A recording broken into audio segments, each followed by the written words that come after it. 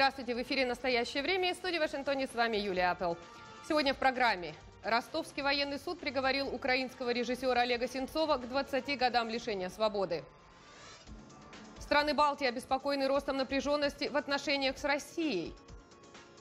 Грузинский лари стремительно падает, правительство в замешательстве. Мы начинаем с новостей из Праги. Сергей. Спасибо, Юлия. Все события дня в настоящем времени из Праги. Я Сергей Дорофеев. Здравствуйте. 20 лет исправительной колонии строгого режима. Такой приговор украинскому режиссеру Олегу Сенцову выносит Северокавказский военный суд Ростова-на-Дону. Александр Кольченко, проходящий по этому же делу, получает 10 лет той же колонии строгого режима. В обвинительном заключении сказано, в апреле 2014 года Сенцов создал в Крыму террористическое сообщество, которое получало указания от неизвестных лиц в Киеве. Целью сообщества была дестабилизация обстановки в Крыму и воздействие на органы власти. В зале суда приговор выслушала корреспондент программы Елена Романова. Оглашение приговора было недолгим. Судья зашел, зачитал вводную и резолютивную часть. Оба подсудимых выслушали спокойно решение суда. Когда судья спросил, что они хотят сказать по поводу приговора, Александр Кольченко и Олег Сенцов запели гимн Украины.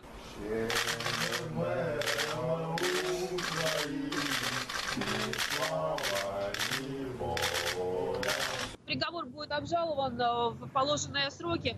Адвокаты пока стараются не выходить за рамки приличия, комментируют все довольно сдержанно.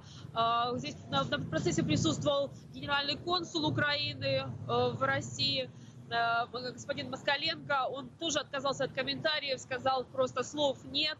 Этот приговор вызвал у многих здесь неоднозначную реакцию. Из зала суда звучали слова одобрения в адрес Александра и Олега. Были слышны возгласы «Слава Украине!», «Героям слава!».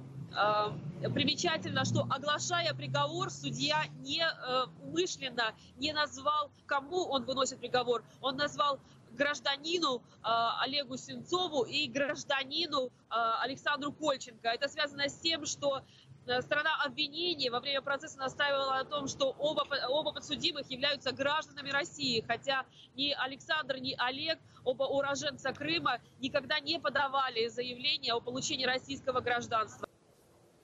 Для самого же Сенцова приговор не становится неожиданностью, об этом нам рассказывает его адвокат.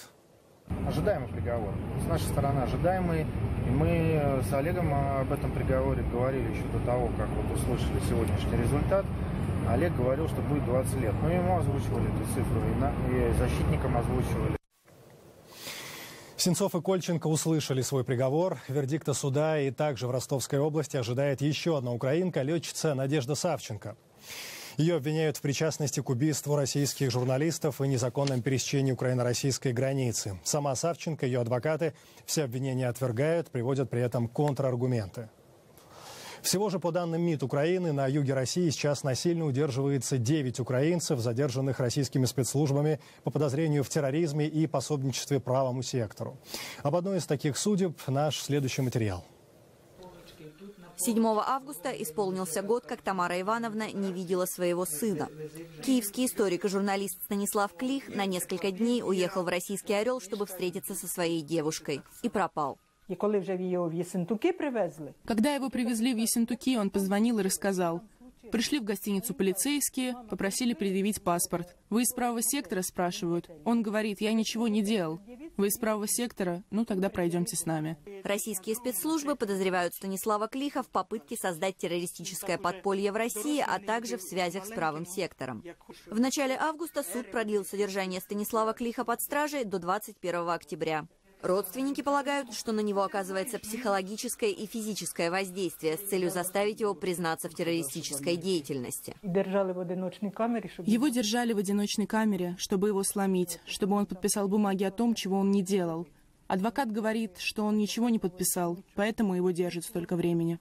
В украинском консульстве в Ростове-на-Дону ситуацию с задержанными соотечественниками не комментируют, опасаясь, что это только усложнит работу дипломатов. Екатерина Кочкина, Елена Романова. Настоящее время. И теперь новости с фронта. Сегодня рано утром центр Горловки, города, контролируемого непризнанной ДНР, подвергается артиллерийскому обстрелу. Пострадало здание местной епархии, разбиты стекла, повреждены входные двери и фасад. В 2 школах обрушены перекрытия, в стенах дыры от снарядов. Как мои внуки пойдут в школу? Интересно, вот они примеряли обувь, форму, готовились. Пришла смс-ка, поздравляем с Днем Незалежности. Всем пришло, нас поздравили, детям поздравили. У нас 83 школы было разрушенных, а сейчас опять. В результате обстрела по меньшей мере 1 человек погибает, минимум 5 горожан получают ранения. Вот подсобка, в которой находилась женщина, с той стороны как раз. И вот видите, осколками прошила всю стену, и с той стороны она даже не встала со стула, она пряталась здесь. А снаряд упал на улице возле дерева.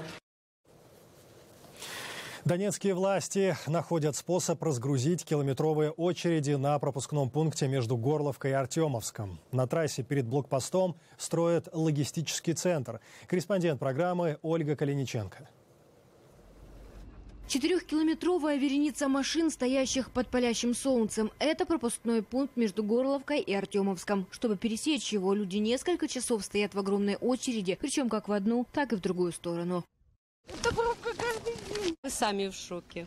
В основном на украинскую землю люди ездят за продуктами, пенсиями и социальными услугами, а также если необходимо куда-то уехать. Из Донецка это сделать проблематично. Поезда не ходят уже год, а автобусы ходят редко. Приходится идти пешком до ближайшего украинского городка. Дочке, она у меня беженка под Киевом. И вот еду в Константиновку на поезд. С транспортом украинские власти помочь жителям оккупированных территорий не могут, а вот разгрузить пропускной пункт в состоянии. Для этого на трассе между Горловкой и Артемовском было решено построить логистический центр. На его территории будет размещен продуктовый рынок, аптека, отделение Ощадбанка, Укрпочты, а также кабинет нотариуса. Ольга Калиниченко, Илья Никонов. Настоящее время. Донецкая область. Что такое логистический центр на линии разграничения? Чем он будет заниматься? Об этом нам удается узнать у губернатора Донецкой области Павла Жебривского. Обмен будет, в том числе можно будет поменять рубли, доллары на украинские гривны. Лимит не предусматривается.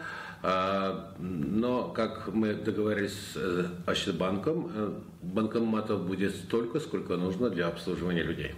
Сделать так, чтобы те люди, которые живут там, очень сильно захотели жить в единой Украине. В эксклюзивном интервью программе губернатор Жебривский говорит о том, как будет обеспечиваться безопасность центра, находящегося фактически в зоне боевых действий. С предпринимателями сложно, потому что побаиваются обстрелов. Даже логисты, которые согласились, логистическая компания, которая согласилась, и они даже не могут нанять людей для торговли. Как правило, это фермеры местные, которые уже привыкли к этим всем вещам, и они будут торговать своей продукцией. Это овощи, это мясо. Но мы максимально, насколько можем, мы предпринимаем меры для безопасности этих людей. То есть будет и охрана этих объектов, да, будет там санэпидемстанция работать для того, чтобы продукция была качественная. То есть весь комплекс необходимых работ будет там проведен. Это «Настоящее время». И далее у нас эфир из Вашингтона. На границе между Эстонией и Россией построят забор. Коллеги, подробнее. Юлия, пожалуйста. Сергей, спасибо. Это так. Заграждение на сухопутной части границы с Россией намерен построить департамент полиции и погранохраны Эстонии по меньшей мере на 2 ее третях. Об этом сообщает издание Postimees. Общая длина стены составит около 108 километров, высота 2,5 метра, верхняя часть будет усилена колючей проволокой. Заграждение будет построено для предотвращения нарушений границы. Многие эксперты отмечают рост напряженности между Россией и странами Балтии. НАТО опасается, что Москва пытается спровоцировать волнение среди этнического русского населения. Сюжет нашего корреспондента Генри Риджвелла. Аналитики предупреждают, что Россия пытается дестабилизировать государства Балтии, Эстонию, Латвию и Литву, в то время как Кремль это отрицает. Есть случаи провокации, попытки создать социальную напряженность в обществе балтийских стран. В этом аспекте угроза представляется реальной. Она существует. По словам Игоря Сутягина, целью пропаганды Москвы являются так называемые неграждане, жители стран Балтии с российскими паспортами. Им не нужно гражданство, но это не означает, что они хотят поддерживать Россию, что они хотят ее присутствия в своей жизни. Эстония, Латвия и Литва, члены НАТО, находятся под защитой Альянса в соответствии с 5-й статьей его устава. На минувшей неделе российский суд приговорил сотрудника эстонских спецслужб Эстона Кохвера к 15 годам тюремного заключения, признав его виновным в шпионаже. Таллин утверждает, что Кохвер невиновен и был похищен на территории Эстонии. Это, говорит Сутягин, имеет серьезное значение для НАТО. У нас уже есть один случай вторжения на территорию НАТО, в Эстонии, при похищении Кохвера, но на это никто не отреагировал. Вот почему существует угроза, и в этом заключается урок. Это особая тактика, поэтапные действия, и это первое из них. В ответ Эстония увеличила оборонные расходы до уровня 2% от ВВП, однако другие страны Балтии этого не сделали. Литва и Латвия — государства, которые все время выражали обеспокоенность по поводу России, тратят на оборону лишь 1% от ВВП. США разместили в Эстонии, Латвии и Литве танки, артиллерию и другое тяжелое вооружение. Вашингтон заявил о своей приверженности делу защиты территориальной целостности этих государств. В самое ближайшее время США разместят в Европе истребители F-22. Об этом сообщила министр ВВС США Дебора Джеймс. Джеймс не раскрыла подробностей о конкретном числе самолетов, сроках и месте дислокации. Первое размещение этих истребителей в Европе, не считая авиашоу, видится как один из шагов с целью снять беспокойство союзников по НАТО по поводу российской военной агрессии в Украине. Между тем, сенатор-республиканец и кандидат в президенты США Тед Круз потребовал от администрации Обамы передать в Конгресс доклад Пентагона о нарушениях России договора о ликвидации ракет средней и меньшей дальности. В письме Обаме Круз, в частности, написал: «Этот доклад об оценке рисков необходим для того, чтобы определиться со стратегическим ответом на нарушение договора со стороны России». Президент Обама объявил о новых действиях исполнительной власти, призванных увеличить возможности инвестирования в зеленую энергетику для домовладельцев и предпринимателей, рассказывает Дана Преображенская. Об этом президент Обама заявил в понедельник, выступая на национальном саммите по чистой энергетике в Лас-Вегасе. По словам президента, звучавшие на протяжении десятилетий утверждения о неэкономичности обновляемых источников энергии более не соответствуют действительности. При этом специалисты из Стокгольмского института окружающей среды опубликовали результаты своего исследования, из которого следует, что Россия и Украина не соблюдают условия Киотского протокола. По словам ученых, обе страны, получившие возможность торговать своими квотами по выбросу парниковых газов, в последние годы свели на нет все усилия международного сообщества по снижению выбросов парниковых газов и изменению климата. В докладе указывается, что выбросы парниковых газов увеличились на 600 миллионов тонн. Согласно Киотскому протоколу, Россия и Украина должны были уменьшить свои промышленные выбросы в обмен на крупные международные инвестиции в экологически чистые технологии. Однако, как утверждают шведские ученые, Россия и Украина в недостаточной степени сокращали промышленные выбросы на своих нефтегазовых и угольных предприятиях, несмотря на получение финансовых средств от международных партнеров.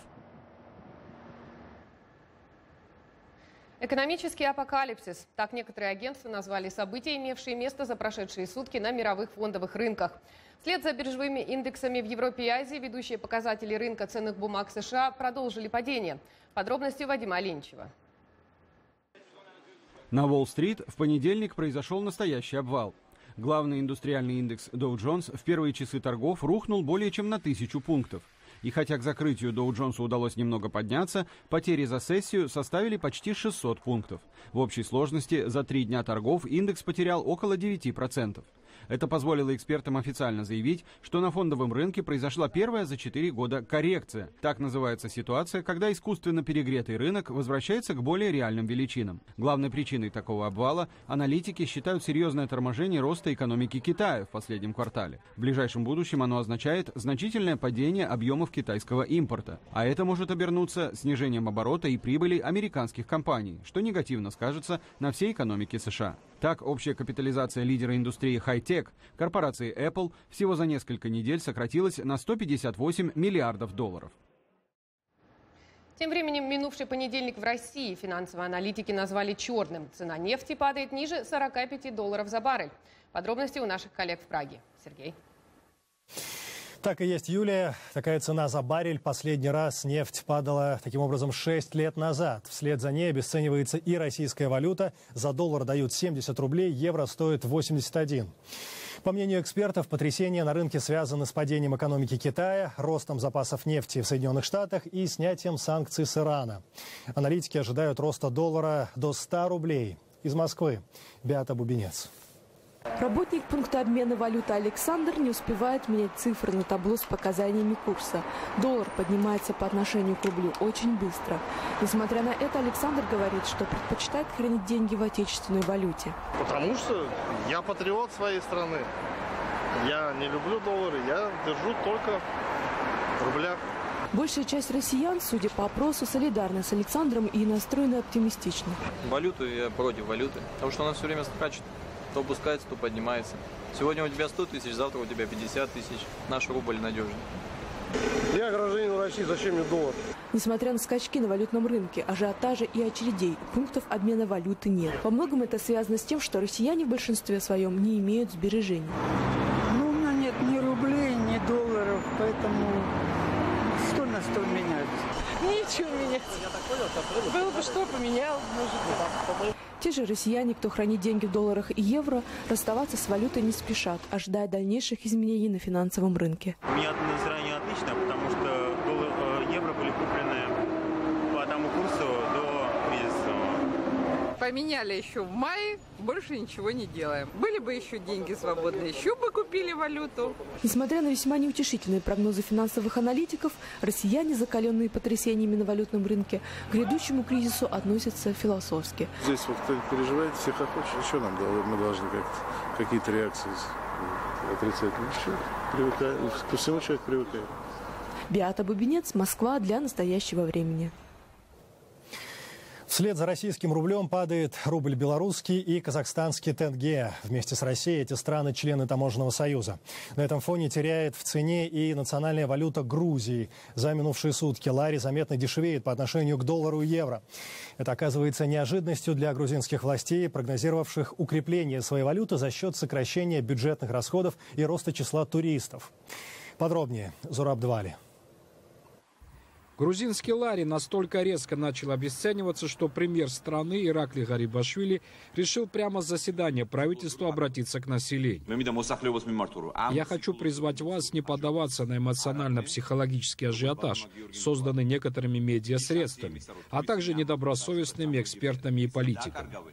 И хоть министры экономики и финансов страны уверяют, что дела обстоят вокруг лари довольно неплохо, национальная валюта уже обесценилась на 40% по сравнению с ноябрем прошлого года. Оппозиция видит в происходящем куда более серьезные проблемы, чем банальный ажиотаж. Не согласны с точки зрения премьера Гарибашвили и эксперты, давно уже призывающие власть не политизировать данный вопрос и не искать виновных на стороне. Должны прекратиться всевозможные дебаты и перекладывание вины друг на друга. Представители Национального банка и финансово-экономические структуры обязаны сесть вместе и сообща определить шаги по спасению лари.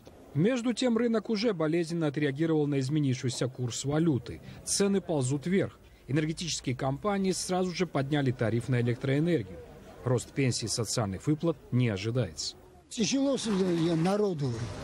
Тяжело, потому что вообще цены прибавляются. Зарплата, говорю, у меня низкая, очень низкая, мизерная. И все дорожает, хотя бы взять коммунальные услуги. Как быстро удастся грузинским властям стабилизировать курс лари, сказать сложно. Тем более, что этот вопрос действительно грозит выйти за рамки чисто экономического. Ведь в следующем году в Грузии парламентские выборы. Зураб Двали, Гога Чкони и Давид Симонишвили. Специально для программы «Настоящее время». Далее. Мы продолжаем цикл интервью под общим названием «Друзья Владимира Путина». Те, кто в разные годы общался с российским президентом и кому есть что вспомнить. Интервью нашей программе дал Юрий Вдовин. С 90 по 93 годы депутат Ленсовета, член президиума, а затем председатель комиссии по гласности и СМИ.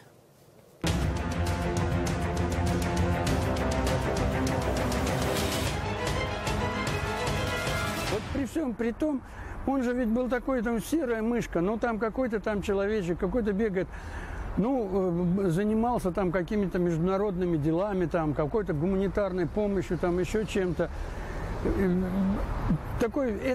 Не был он яркой личностью, которая оставляла бы впечатление, там, скажем, тот же Чубайс, там, скажем, это вот яркая личность, да. Леша Кудрин, который был очень тихий и скромный, но он все-таки, вот мы все знали в горсовете, там, депутаты, это умница, очень грамотный человек, там, еще. Про Путина ничего такого никто не знал. Его никто не воспринимал как какую-то яркую, выдающуюся личность. Поэтому представить себе, что этот серая мышка станет президентом, я не мог, например.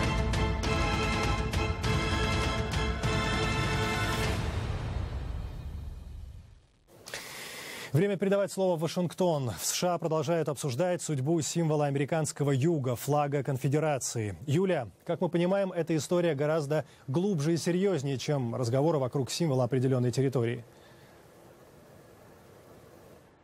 Сергей, совершенно верно. Американское общество переживает новый и потенциально глубокий социальный сдвиг. Возможно, скоро американцы откажутся от одного из атрибутов своей истории – флага конфедерации. Как выясняется, в США проживает слишком много людей, которые воспринимают это знамя как символ рабовладения и расовой нетерпимости. Набирающее силу движение за отказ от флага конфедерации может стереть историческое различие между американским севером и югом, либо, наоборот, усугубить раскол в обществе, рассказывает Вадим Оленичев. Власти многих городов американского юга следуют примеру администрации Техасского университета в столице штата Остине. Она постановила убрать с территории вуза памятник Джефферсону Дэвису. Решение перенести статую президента Конфедерации Южных Штатов в годы Гражданской войны было принято на волне растущих протестов по поводу трагедии в Чарльстоне, штат Южная Каролина. Дилан Руф, убивший там в июне 9 чернокожих прихожан местной церкви, позировал на фотографиях в интернете с флагом конфедератов как символом превосходства белой расы. Миллионы афроамериканцев, а также жителей США с другим цветом кожи, считают, что любая символика, связанная с конфедератами, это синоним расизма, поскольку южане воевали за сохранение рабства. Достаточно набрать в Google слово «Ку-клукс-клан», и что вы там увидите? Это очень прискорбно, что некоторые люди так и не хотят отказаться от прошлого и продолжать жить с ним в 21 веке. Совсем не так думают коренные, в основном белые, жители американского юга. Среди них много тех, чьи прадеды героически, как считают их потомки, проливали кровь под командованием генерала Ли за свободу политического выбора. Для таких людей все связанное с гражданской войной – это историческое наследие, а часто и семейное достояние. Поэтому по всему югу городские и школьные администрации отказываются зачеркнуть историю края и снять с флагштоков красное знамя с диагональным крестом. По их утверждению, демонстрация флага – это проявление свободы слова, не имеющей ничего общего с рабством или расизмом. Это все левые партии пытаются воспользоваться общественным шоком после стрельбы в церкви и раздуть истерию, чтобы провести идеологическую чистку нашей культуры. Они не имеют права так поступать. 80 миллионов потомков конфедератов с этим не согласны. Демонстрации и акции протеста как за сохранение, так и за отмену исторического символа южан имеют место почти на всем протяжении от Вирджинии до Флориды и далеко не всегда проходят мирно. Руководители одной из школ в штате Теннесси до того были напуганы растущим напряжением, что запретили приносить и выставлять в школе не только конфедератский, но и государственный звездно-полосатый флаг США. Но тут они, пожалуй, погорячились. Дальнейшую судьбу флага конфедерации предсказать трудно. В Национальном музее американской истории в Вашингтоне государственному флагу США отведена целая экспозиция с отдельным залом. А вот знамя бывшего рабовладельческого юга, как сообщили нам в дирекции музея, нельзя ни увидеть в выставочных павильонах, ни купить в сувенирном магазине. Вадим Оленичев, Анатолий Кошенко, Андрей Дегтярев. Настоящее время. Вашингтон. Продолжается скандал вокруг сайта Ashley Madison, интернет-ресурса для супружеских измен, взломанного хакерами. Канадская полиция сообщила, что 2 человека покончили с собой. Канадская фирма Avid Life Media, учредитель интернет-ресурса, объявила награду в $500 000 канадских долларов за информацию о хакерах. А Александр Панов продолжит тему. Для интернет-сводников сайта Ashley Madison, похоже, наступает час расплаты. 16 июля хакеры взломали и обнародовали информацию о 30 миллионах пользователей сайта супружеских измен. Атаку назвали пораженной ударом молнии. Взломщики сайта сопроводили информацию о ней одноименной песней группы AC/DC. 2 канадские фирмы выдвинули иск в $578 миллионов. Не хакерам, а владельцам сайта, не обеспечившим охраной персональной информации о клиентах, в числе которых были и служащие Пентагона, признал недавно министр обороны Эштон Картер. С тех пор, как произошла утечка информации, наш телефон не смолкает, и у каждого своя история. Еще одна жертва хакеров — окружной прокурор из Флориды Джефф Эштон. Хакеры не только обнародовали его аккаунт, но и сообщили, что он заходил на страницу измены своего офиса, то есть выходит на средства налогоплательщиков. Прокурор заявил, что ему было просто любопытно, что это за сайт. С женщинами он там не общался. Использовал он личный лэптоп и кредитную карту. Сегодня у меня нет повода собой гордиться. Канадская полиция, ведущая это дело, сообщает о 2 самоубийствах, последовавших вслед за взломом сайта, о росте числа преступлений на почве мести. Полиция Торонто взывает всех, чьи персональные данные были обнародованы взломщиками, обращаться в правоохранительные органы своих стран. А компания-учредитель сайта измен Avid Life Media обещает награду в $500 000 канадских долларов за информацию о хакерской группе Impact Team. Все самое интересное в этом деле еще впереди. На кону уже миллионы, а также жизни и, конечно, браки. Александр Панов, Дмитрий Шахов. Настоящее время. Вашингтон. «Земля картелей». Документальный фильм Мэтью Хайнемана похож на настоящий вестерн. Но это реальная история войны простых людей в США и Мексике с наркоторговцами. Сюжет Пенелопы Пулу.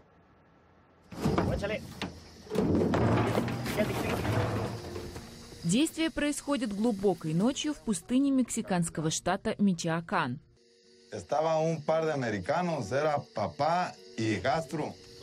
Это не сцена из популярного американского телесериала «Во все тяжкие». Это реальный человек, герой документального фильма Мэтью Хайнемана «Земля картелей».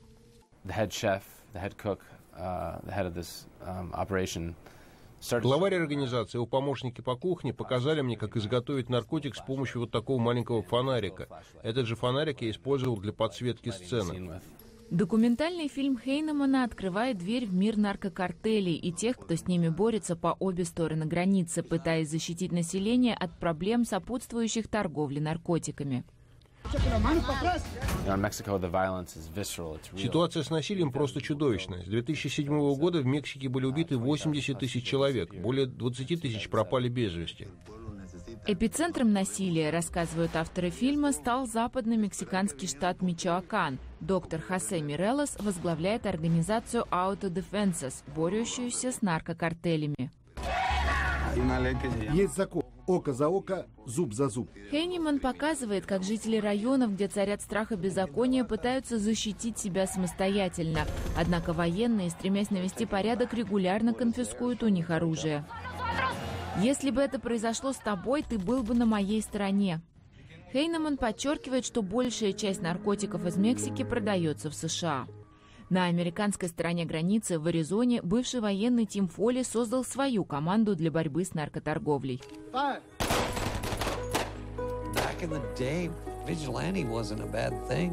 прошлом защищать себя самим не было зазорно. Например, бандиты приезжали в твой город, и жители вместе отбивали его.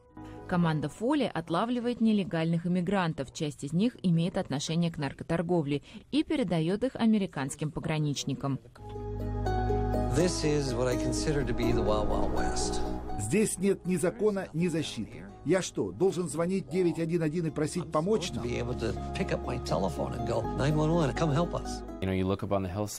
Если присмотреться, вы увидите на склонах холмов лазутчиков наркокартелей, которые следят за тобой. Можно услышать их переговоры по радио и даже их замечания о тебе. Можно услышать, как они толкают наркотики через долину. По словам режиссера, американские пограничники испытывают недостаток кадров и финансирования, и поэтому их борьба вместе с местным населением против наркокартелей напоминает противостояние Давида и Голиафа, в котором наркоторговцы обладают преимуществом великана.